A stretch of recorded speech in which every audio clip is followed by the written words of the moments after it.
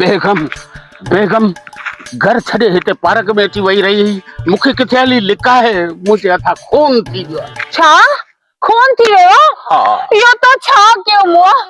जेकॾहिं तोखे कुझु थी वियो त पोइ मुंहिंजो छा थींदो? बस छा कयां, जज़्बात ते काबू न रखी सघियोसि, नेठ खून करे विधुमि।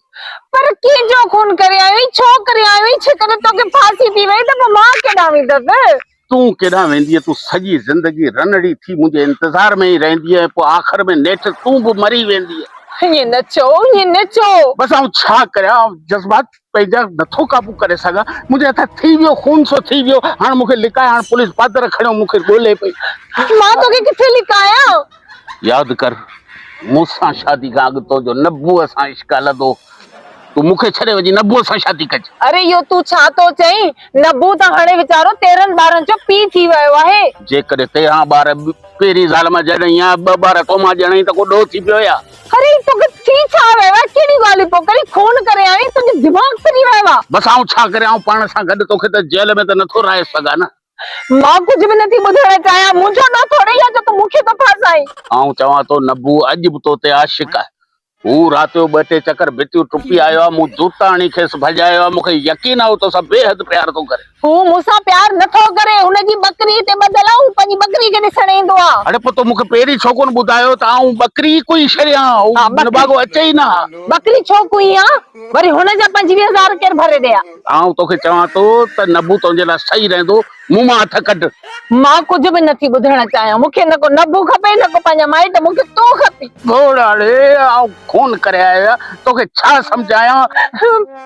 ये न कर न, मां काॾे वेंदसि तोखां सवाइ? मुंहिंजो ॿियो केरु आहे न दुनिया में? तूं पंहिंजे माइटनि जे घर हली वञ। मुंहिंजे माइटनि में बचियो केरु आहे हाणे? मुंहिंजो पीउ हो सो बि गुज़ारियो, मां बि बीमार आहियां, ॿियो केरु आहे मुंहिंजे घर में? त पोइ पंहिंजी हुन पुफी ॾांहुं वञिजे जेका हिकिड़ी अख खां काणी आहे। पुफी? हुन वीचारी खे त राति जो बि ॾिसण नथो अचे। हुनजे घर में मां कीअं वेंदसि? आउं छा करियां? मूंसां गॾु जेल हलंदीअ छा? पोइ मां छा कयां? तोखे केरु चयो खून करण जो?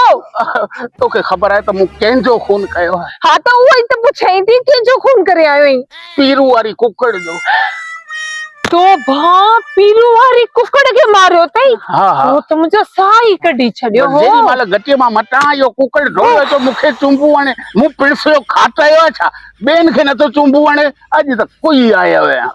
हा त ख़ैर आहे, कुकड़ ई त आहे, इनमें कहिड़ी परवाह करण जी ज़रूरत आहे? अड़े पीरू ॾाढो छितो माण्हू आहे। मूंखे चए थो त कुकड़ मुंहिंजो 5,000 जो आहे, मूंखे 5,000 पूरा भरे ॾे, न त आउं तोखे कुहंदुसि। हाणे ॿुधाए आउं केॾां वञा? तूं खुटको न कर।